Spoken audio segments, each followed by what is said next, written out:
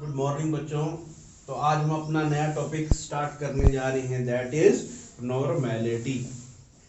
तो नॉर्मेलिटी को हम डिनोट करते हैं किससे?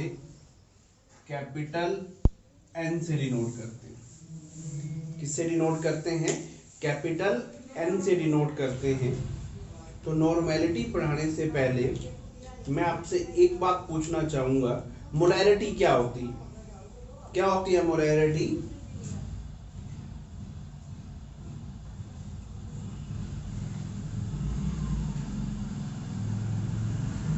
मोलैरिटी क्या होती है?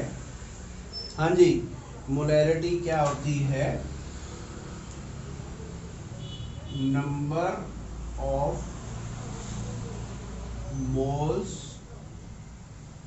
Of solute divide by volume of solution in litre. Number of moles को हम किससे लिखते हैं? एन से। सोल्यूट के लिए इसलिए बी लिखते हैं। वॉल्यूम ऑफ सॉल्यूशन को किससे लिखते हैं? वी से। ठीक है। और नंबर ऑफ मोल्स को कैलकुलेट करने का फॉर्मूला क्या होता है? Given mass divide by molar mass. Number of moles को कैलकुलेट करने का फॉर्मूला क्या होता है? Given mass of solute divide by molar mass of solute. ठीक है। तो अगर ये चीजें आती हैं आपको, तो मोलैरिटी को आप बहुत ही इजीली क्या कर सकते हो? कैलकुलेट कर सकते हो। बहुत आसान लगेगी नॉर्मेलिटी। तो नॉर्मेलिटी क्या होती है? नॉर्मेलिटी होती है number of gram equivalent divide by volume of solution in litre. क्या लिखा हुआ है? Number of gram equivalent divide by volume of solution in litre. तो equivalent, number of gram equivalent divide by volume of solution in litre. Molarity में क्या था? Molarity में था number of moles divide by volume of solution. और normality में क्या है? Number of gram equivalent divide by volume of solution. अब आप ये पूछेंगे इक्विवेलेंट क्या होता है? जिस तरीके से हम मोल्स क्या है, एक क्वांटिटी ऑफ मैटर को एक्सप्रेस करने का वे है, सेम लाइक दैट इक्विवेलेंट भी क्या है? एक क्वांटिटी को मेजर करने का क्या है? एक वे है। ठीक है, ज्यादा हम डिटेल में इसके बारे में नहीं पढ़ेंगे। तो इक्विवेलेंट हम कैसे कैलकुलेट करते हैं? नंबर ऑफ इक्विवेलेंट को कैलकुलेट कैसे किया जाता है? यहाँ पर हमारे पास नंबर ऑफ मोल को कैलकुलेट करने का फॉर्मूला क्या था? Given mass divide by molar mass. तो नंबर ऑफ इक्विवेलेंट को कैलकुलेट करने का फॉर्मूला होता है given mass divide by equivalent मास। देखो, नंबर ऑफ इक्विवेलेंट को कैलकुलेट करने का जो फॉर्मूला है that is given mass divide by equivalent मास होता है। ठीक है। अब इक्विवेलेंट मास को कैसे कैलकुलेट करते हैं? इक्विवेलेंट मास को कैलकुलेट करते हैं हम लोग molar mass divide by n factor, या इसकी का दूसरा नाम होता है वैलेंसी फैक्टर। इक्विवेलेंट मास किसके इक्वल होता है? Molar mass divide by n factor. ठीक है। तो देखो, अब ये वैल्यू मैं इस फॉर्मूले में क्या कर रहा हूं? पुट कर रहा हूं। तो देखिए, नॉर्मेलिटी क्या होता है? Number of equivalent. Number of equivalent को कैलकुलेट करने का फॉर्मूला क्या है? WB divide by equivalent mass. और इक्विवेलेंट मास को कैलकुलेट करने का फॉर्मूला क्या है, molar mass divide by n factor, n factor ऊपर जाके क्या हो जाएगा, मल्टीप्लाई हो जाएगा। ये तो मैंने नंबर ऑफ इक्विवेलेंट, देखो नंबर ऑफ इक्विवेलेंट था, नंबर ऑफ इक्विवेलेंट किसके इक्वल था, given mass divide by equivalent mass, और इक्विवेलेंट मास की जगह मैंने लिखा molar mass divide by n factor. Divide by क्या है, volume of solution in litre. इतनी बात अंडरस्टैंड है आपको। तो देखो ये क्या है, given mass divide by molar mass, ये क्या होता है, given mass divide by molar mass, ये क्या होता है, नंबर ऑफ मोल्स होते हैं, किसके हैं ये, सोल्यूट के। डिवाइड बाय क्या है, volume of solution in litre, ऊपर क्या दिया हुआ है, एन फैक्टर। तो यहां से आपने क्या चीज सीखी, आपने number of moles divide by volume of solution in litre. वो टर्म किसके इक्वल थी, किसके इक्वल थी, मोलैरिटी के इक्वल थी। तो n क्या है, नॉर्मेलिटी किसके इक्वल है, मोलैरिटी इनटू में n फैक्टर। तो देखो बहुत ही आसानी से हमने डेरिवेशंस कर ली हैं, दो डेरिवेशंस नॉर्मेलिटी के लिए। तो देखो क्या है, नॉर्मेलिटी कैसे हम फाइंड आउट करते हैं, देखो नॉर्मेलिटी का फॉर्मूला होता है number of gram equivalent divide by volume of solution in litre, ठीक है। तो नंबर ऑफ ग्राम इक्विवेलेंट को लिखा NEQ, वॉल्यूम ऑफ सॉल्यूशन को लिखा वॉल्यूम इन लीटर, ठीक है। तो नंबर ऑफ ग्राम इक्विवेलेंट को कैलकुलेट, देखो नंबर ऑफ ग्राम इक्विवेलेंट किसके हैं, ये सोल्यूट के हैं, हाँ जी, नंबर ऑफ ग्राम इक्विवेलेंट किस चीज के हैं, ये सोल्यूट के। तो उसको कैलकुलेट करने का फॉर्मूला होता है given mass of solute divide by equivalent mass of solute, ठीक है।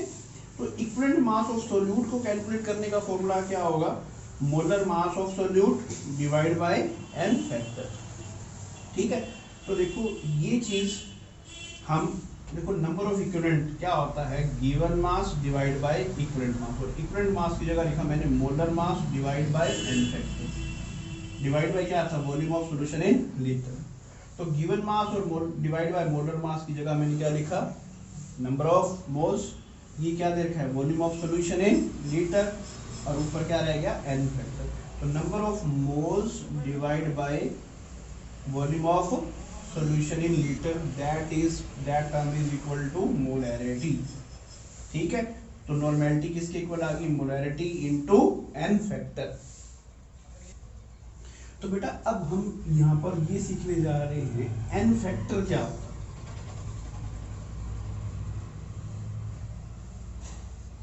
जिसको हम वैलेंसी फैक्टर भी बोलते हैं, इसी को हम लोग जेड से भी रिप्रेजेंट करते हैं, ठीक है।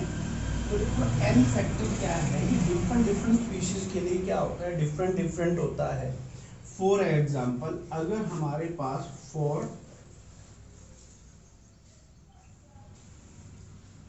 अरहेनियस एसिड है, देखो अरहेनियस एसिड वो एसिड होते हैं जो H पॉजिटिव आएंगे, ठीक है ना। तो अगर हमारे पास कोई एक एसिड है तो उसका एन फैक्टर कितना होगा, ध्यान से सुनिए मेरी बात को। अगर कोई एसिड है तो उसके लिए एन फैक्टर कितना होगा, number of H positive ion given by one molecule of an acid। एक एसिड कितने H पॉजिटिव आयन दे रहा है, ठीक है, that is the n factor for that acid. For example अगर मैंने बात की किसकी, HCl, किसकी बात की, HCl। तो देखो HCl डिसोसिएट होके क्या देगा, एक H पॉजिटिव दे रहा है, एक क्या दे रहा है, Cl नेगेटिव। तो ये HCl डिसोसिएट होके कितने H पॉजिटिव आयन दे रहा है, एक ही दे रहा है ना, तो इसका एन फैक्टर क्या होगा, 1 होगा। अगर मैं बात करता हूं किसकी, H2SO4, तो H2SO4 डिसोसिएट होके कितने H पॉजिटिव आयन दे रहा है? 2H दे रहा है, 2H पॉजिटिव आयन दे रहा है, तो उसके लिए N फैक्टर क्या होगा? 2 होगा। ठीक है, तो HCl के लिए N फैक्टर क्या होता है? 1 होता है। H2SO4 के लिए N फैक्टर क्या होता है? 2 होता है। ठीक है ना। अब हम बात करते हैं for base, for Arrhenius base. Base क्या होते हैं? अर्हेनियस बेस क्या होते हैं? जो OH नेगेटिव आयन देते हैं। ठीक है, तो number of OH negative ion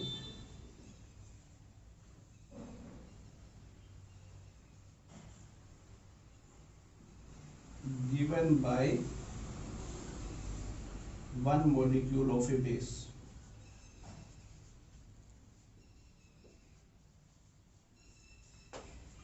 Number of OH negative ions given by one molecule of a base, that is the N factor for base. For example, अगर मैं बात करता हूँ NaOH की, तो NaOH डिसोसिएट होके कितने OH नेगेटिव आयन देगा? 1 देगा, तो उसका N फैक्टर क्या होगा? 1 होगा। देखो NaOH की बात करें तो NaOH डिसोसिएट होके एक OH नेगेटिव आयन दे रहा है। ठीक है, अगर कोई 2 OH नेगेटिव आयन दे रहा है तो उसका N फैक्टर क्या होगा? 2 होगा। 3 दे रहा है तो क्या होगा? 3 होगा। ठीक है, अगर अब मैं बात करता हूं फॉर सोल्ट, फॉर सोल्ट। ठीक है, तो सोल्ट के लिए N फैक्टर क्या होगा? ये होगा आइदर टोटल पॉजिटिव चार्ज और total negative charge present on one formula unit. जब वन मॉलिक्यूल के ऊपर जितना उसके ऊपर पॉजिटिव चार्ज होगा या जितना नेगेटिव चार्ज होगा, उसका जो मैग्नीट्यूड होगा, ठीक है ना, साइन नहीं देखना है पॉजिटिव या नेगेटिव का, हमें सिर्फ एंड सिर्फ उसका मैग्नीट्यूड देखना है, टोटल। फॉर एग्जांपल, अगर हम बात करते हैं K2SO4 की, तो K2SO4 की बात करते हैं तो इसका N फैक्टर क्या होगा? तो देखो SO4 की बात करें, SO4 के ऊपर कितना चार्ज होता है? नेगेटिव। 2 नेगेटिव होता है, मैंने 2 नेगेटिव। ठीक है, तो ये तो अनायन थे, तो इस टोटल इन कटायंस के ऊपर कितना चार्ज होगा? 2 पॉजिटिव ही होगा। ठीक है, तो टोटल पॉजिटिव चार्ज कितना है? 2 पॉजिटिव, और टोटल नेगेटिव चार्ज भी कितना है? 2 नेगेटिव। ये दोनों सेम होते हैं कटायन और अनायन। कटायंस के ऊपर जितना टोटल पॉजिटिव चार्ज होता है उतना ही अनायंस के ऊपर टोटल नेगेटिव चार्ज होता है। तो यहाँ पर टोटल पॉजिटिव चार्ज कितना है? 2 है, या टोटल नेगेटिव चार्ज कितना है? 2 है, तो इसके लिए N फैक्टर कितना होगा? 2 होगा। ठीक है, अगर मैं बात करता सपोज Al2SO4 थ्राइस की, अगर मैं बात करता किसकी? Al2SO4 थ्राइस की, तो देखो एक SO4 के ऊपर -2 चार्ज होता है, तो SO4 है कितने इस फॉर्मूले में? 3 है। ठीक है ना, तो टोटल नेगेटिव चार्ज कितना आएगा? -6। टोटल पॉजिटिव चार्ज कितना आएगा? +6।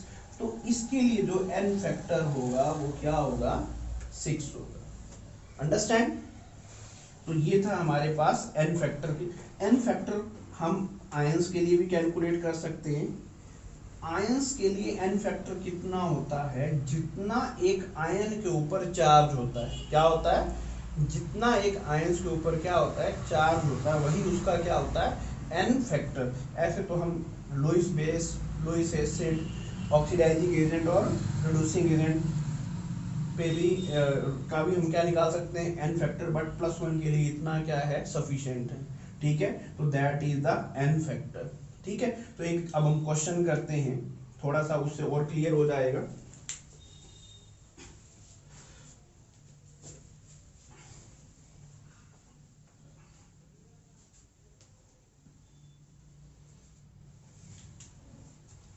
मेरे पास 0.2 मोलर H2SO4 सॉल्यूशन है।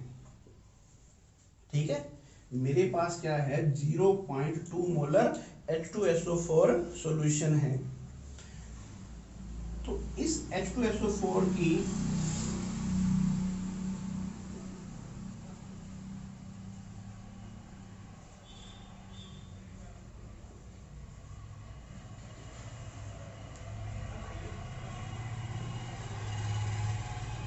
इस H2SO4 सॉल्यूशन की नॉर्मेलिटी क्या होगी। ठीक है, 0.1 होगी, 0.6 होगी, 0.4 होगी, या नन ऑफ दीज होगी। तो बताइए, मेरे पास एक H2SO4 का सॉल्यूशन है, वो कितने मोलर है, 0.2 मोलर है।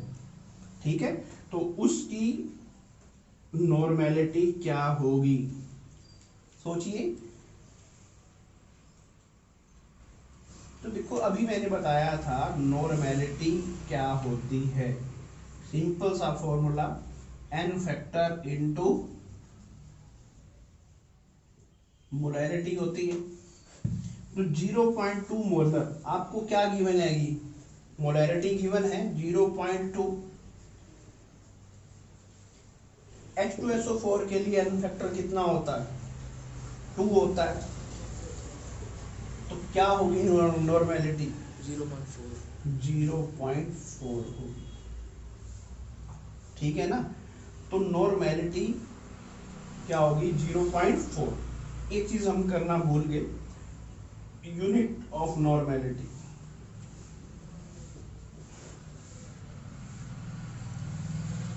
यूनिट ऑफ नॉर्मेलिटी का फॉर्मूला क्या बताया था, number of gram equivalent divide by volume of solution in litre. ठीक है, तो number of gram equivalent, volume क्या है लीटर में, तो ग्राम इक्विवेलेंट पर लीटर या इक्विवेलेंट पर litre, that is the unit of normality. इसी को ही हम नॉर्मल बोल देते हैं।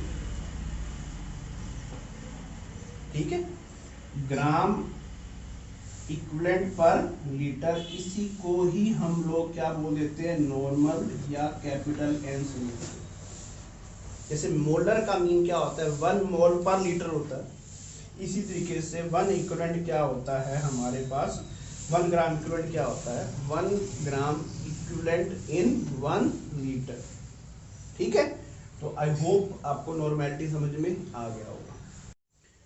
तो बेटा, अब हम जो नया टॉपिक स्टार्ट करने जा रहे हैं, that is strength, new concentration term strength. ठीक है, तो स्ट्रेंथ क्या होती है, स्ट्रेंथ की डेफिनेशन क्या होती है। Strength is defined as the strength is defined as the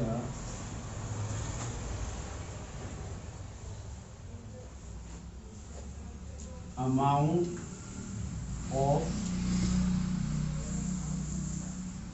solute in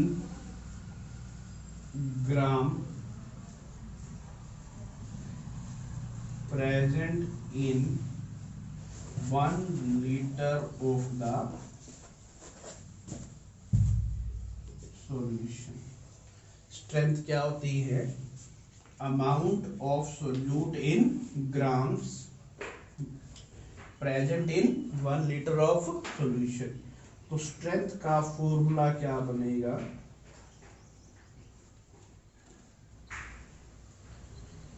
amount of solute in gram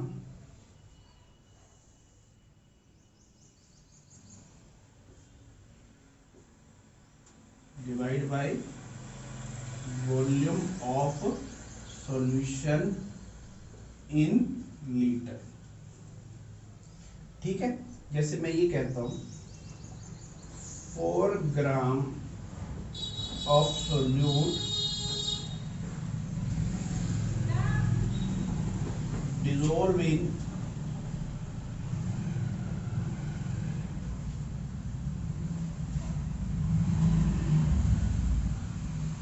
250 ml of solution।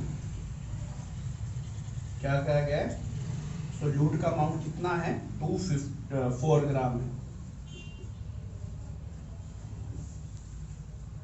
Volume कितना है सोल्यूशन का? 250। हमें किस में चाहिए? लीटर में चाहिए। तो 250 डिवाइड बाय 1000। तो 250 बनता 250 फॉर द 1000। ठीक है, तो हमारे पास क्या आ गया? 16 आ गया। यूनिट क्या होगी? ग्राम पर लीटर। ठीक है, एक और भी हमारे पास फॉर्मूला होता है स्ट्रेंथ का, वो मैं डिस्कस करने जा रहा हूं अभी।